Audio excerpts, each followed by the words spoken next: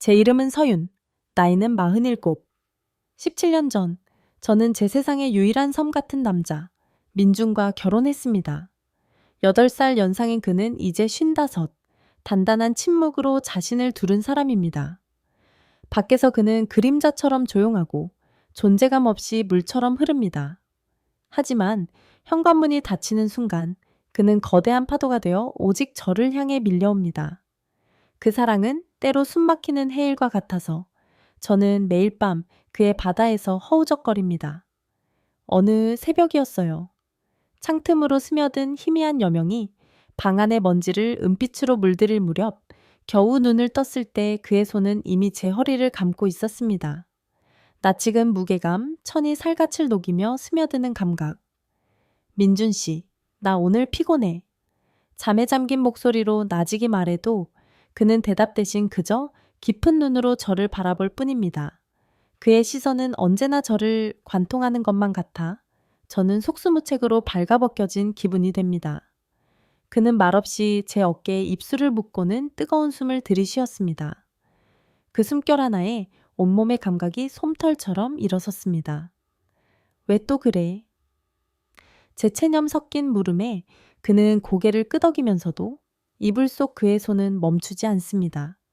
아주 느리고 부드럽게 아직 잠에서 깨어나지 않은 제 몸이 그의 손길에 반응하기를 기다리면서요. 그의 인내심 강한 손길 아래 제 몸은 언제나 먼저 항복하고 맙니다. 그래서 아침 식탁, 위국이 식는 날이 많습니다.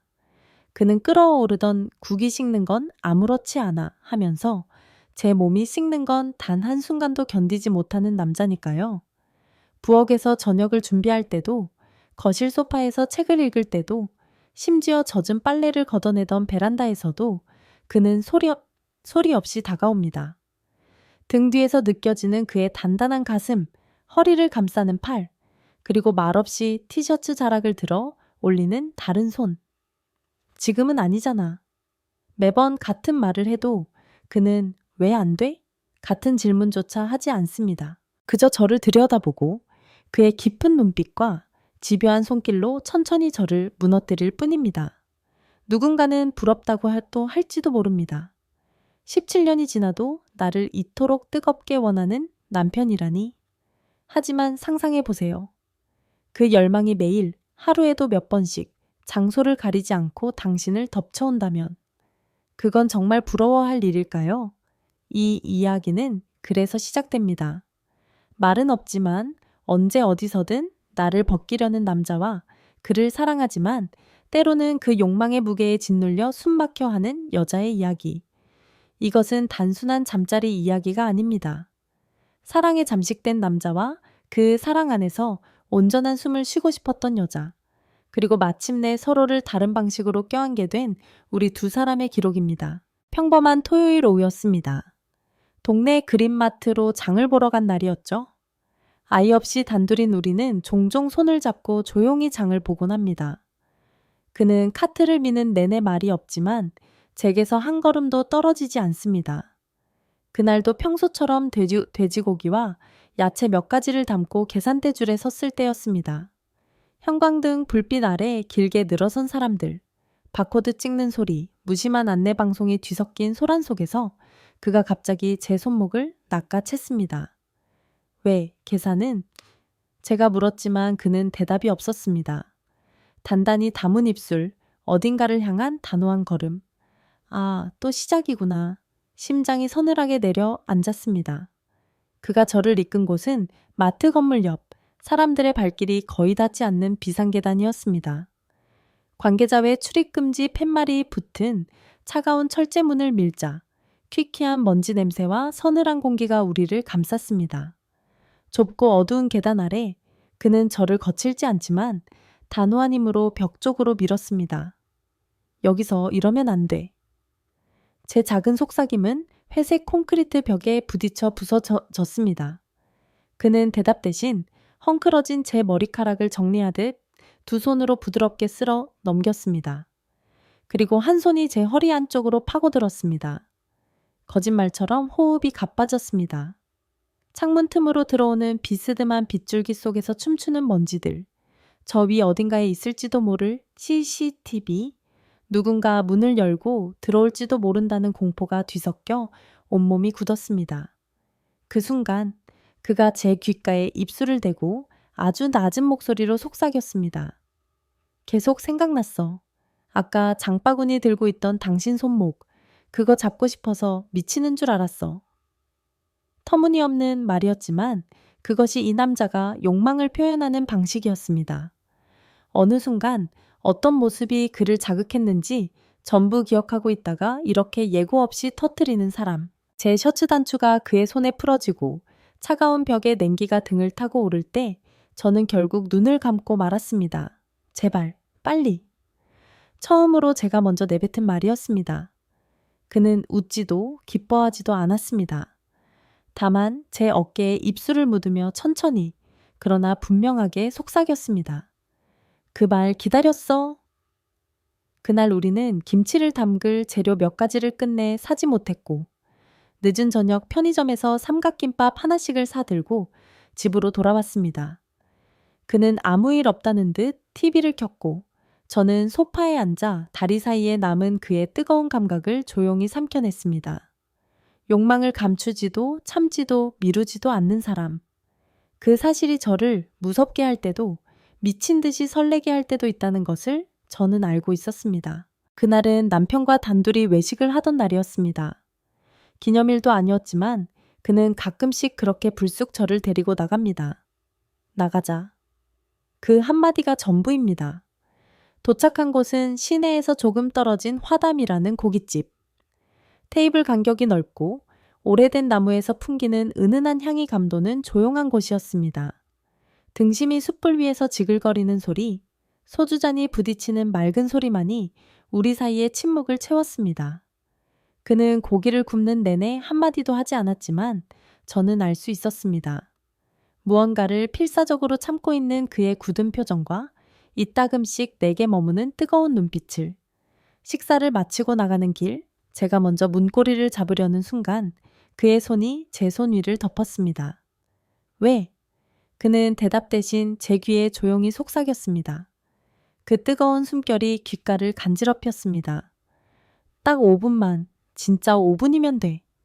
말도 안 되는 소리였지만 그의 눈빛은 진심이었습니다.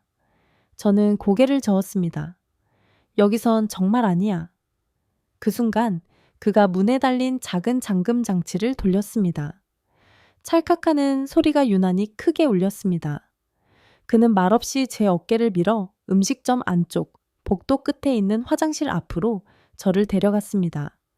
손님들이 모두 빠져나간 늦은 시간, 홀의 불은 꺼지고 복도 끝, 화장실의 희미한 불빛만이 우리를 비추고 있었습니다. 그는 제 허리를 감싸 안고 자신의 이마를 제 이마에 댔습니다. 거칠게 섞이는 숨소리, 그의 심장이 제 가슴팍으로 전해져 왔습니다. 저는 더 이상 저항하지 못했습니다. 그의 손이 제 치마 밑단을 밀어 올릴 때 저는 눈을 감았습니다. 미쳤어, 정말.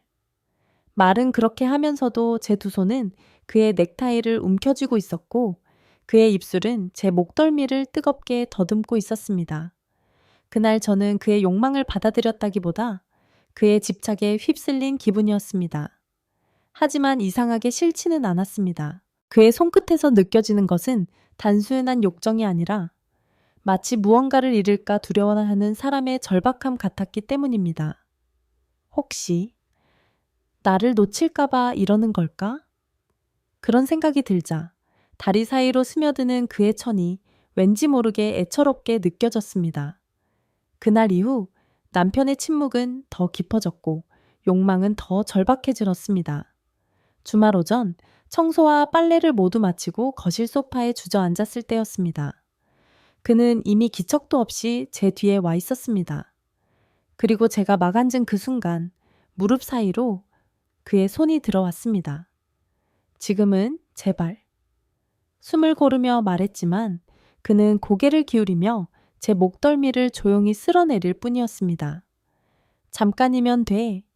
그의 유일한 허락을 구하는 말. 그는 그대로 저를 소파에 눕혔습니다. 커튼이 덜 닫힌 창으로 눈부신 햇살이 쏟아지고 집 앞 골목에서는 아이들의 웃음소리가 울려 퍼지는 대낮이었습니다. 그런데도 그는 멈추지 않았습니다. 한 손으로 제 입을 막은 채 다른 손은 거침없이 제 안으로 파고들었습니다. 그 순간 제 눈에 눈물이 고였습니다. 무서워서도 부끄러워서도 아니었습니다. 그저 너무 지쳐서 저는 사랑받고 있다는 걸 압니다.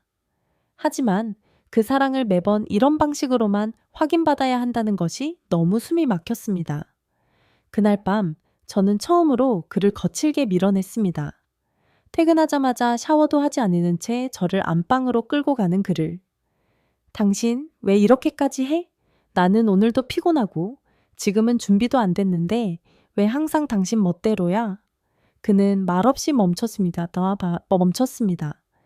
제 셔츠 단추 위에서 그의 손이 그대로 굳었습니다. 당신 나를 소유하는 거야? 아니면 사랑하는 거야? 순간 그의 얼굴이 굳어지는 것을 보았습니다. 하지만 그는 여전히 말이 없었습니다.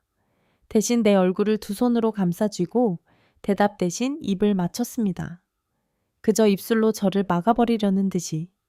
저는 울고 싶었습니다. 왜 내 질문에는 대답하지 않고 항상 몸으로만 반응하는 걸까? 이게 사랑이라면 나는 왜 이렇게 외로운 걸까? 제 가슴 위로 닿는 그의 손을 저는 온 힘을 다해 뿌리쳤습니다. 그가 잠시 멈칫했습니다. 아주 짧은 침묵 속에서 저는 처음으로 그의 눈동자에서 두려움을 보았습니다. 그날 밤 우리는 아무것도 하지 않았습니다. 서로 등을 돌린 채 누웠고 침대 위엔 무거운 정적만이 흘렀습니다. 하지만 저는 느낄 수 있었습니다. 그가 오늘 처음으로 내가 던진 거절을 아주 깊게 받아들이고 있다는 것을. 몇 시간이 흘렀을까? 어둠이 짙게 내려앉은 방 안. 그의 숨소리만이 고요하게 들려왔습니다.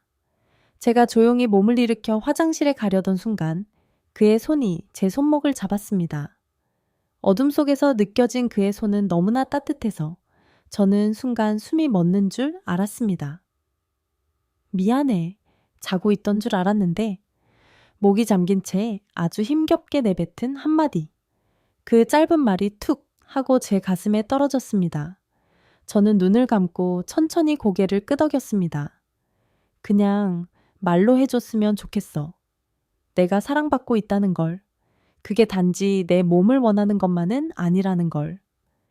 그는 대답 대신 제 손을 끌어당겨 자신의 품에 안았습니다. 그리고 제 귀에 속삭였습니다. 말로 하는 법을 모르겠어. 내가 너를 표현하는 방식이 그거밖에 없어서. 그 말에 저는 조용히 눈을 감았습니다. 그의 손이 천천히 제 머리를 감싸고 등을 쓸어내릴 때 저는 더 이상 저항하지 않았습니다. 그날 밤 저는 울면서 그를 받아들였습니다. 사랑이 이렇게 무력하고도 깊을 수 있구나. 그렇게 저는 그의 서툰 진심을 또다시 품었습니다. 다음 날 아침 눈을 떴을 때 주방에서 서툰 소리가 들렸습니다. 나가보니 남편이 앞치마도 두르지 않은 채 프라이팬을 들고 있었습니다. 반쯤 태운 계란 프라이와 따뜻한 우유 한 잔, 그가 차린 아침상이었습니다. 너 어제 많이 울었잖아. 그 말 한마디에 모든 것이 괜찮아졌습니다. 우리는 오랜만에 마주 앉아 눈을 보며 식사를 했습니다. 식사를 마치고 그가 조용히 다가와 제 어깨에 손을 얹었습니다. 오늘은 참을게. 그 말에 저는 처음으로 웃으며 대답했습니다. 오늘은 내가 먼저 안아줄게. 에필로그. 우리는 요즘 손을 자주 잡습니다. 쌀을 씻다가도, TV를 보다가도 그는 말없이 손을 내밉니다. 그의 엄지손가락이 내 손등을 쓰다듬을 때마다 저는 20년 전 처음 그의 손을 잡았던 날처럼 심장이 뜁니다. 욕망은 여전히 우리 사이에 존재합니다. 하지만 이제 그 안에는 서로를 배려하고 기다려주는 마음이 함께 있습니다. 그는 여전히 무뚝뚝하지만 저는 이제 그의 침묵 속에 숨겨진 수만 가지의 사랑의 언어를 읽을 수 있게 되었습니다. 어느 날 저녁 남편이 내 이름을 불렀습니다. 서윤아. 응? 고마워. 그날 저는 알았습니다. 사랑은 받아내는 것이 아니라 서로에게 천천히 다가가는 것이라는 걸.